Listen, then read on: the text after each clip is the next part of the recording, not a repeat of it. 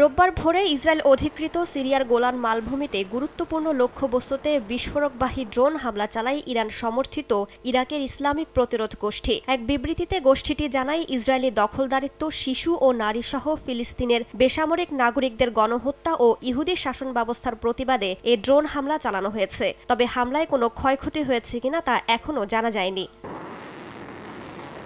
Israeli আগ্রাসনের বিরুদ্ধে অনেকটা একাই যুদ্ধ করে যাচ্ছে ফিলিস্তিনের স্বাধীনতাকামী সংগঠন হামাস। ইসরায়েলকে পশ্চিমাদের বিপুল সামরিক সহযোগিতার বিপরীতে তুরস্ক সহ কয়েকটি দেশ ফিলিস্তিনের পক্ষে সোচ্চার হলেও সরাসরি যুদ্ধে তেমন কোনো ভূমিকাই রাখছে না কেউ। এ অবস্থায় হামাসের সঙ্গে সংহতি জানিয়ে ধারাবাহিকভাবে ইসরায়েলি বর্বরতার বিরুদ্ধে লড়াই চালিয়ে যাচ্ছে ইরান সমর্থিত ইরাকের প্রতিরোধ যোদ্ধারা।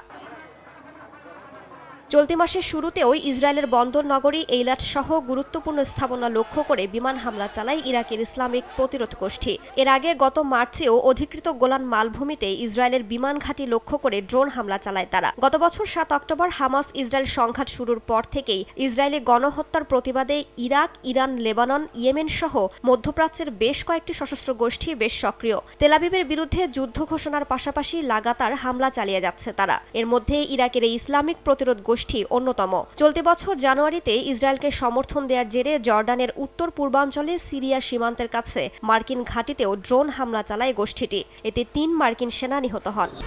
১, ২, ৩ ঢাকায় জমি জিতে নিন ১০০% ক্যাশব্যাক সহ ২০ কোটি টাকার পুরস্কার।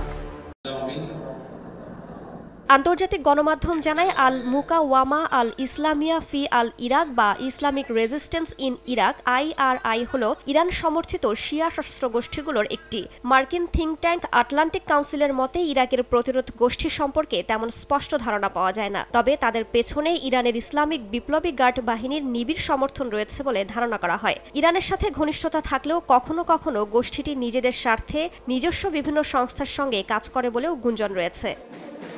রাইসা জান্নাত, সময় সংবাদ।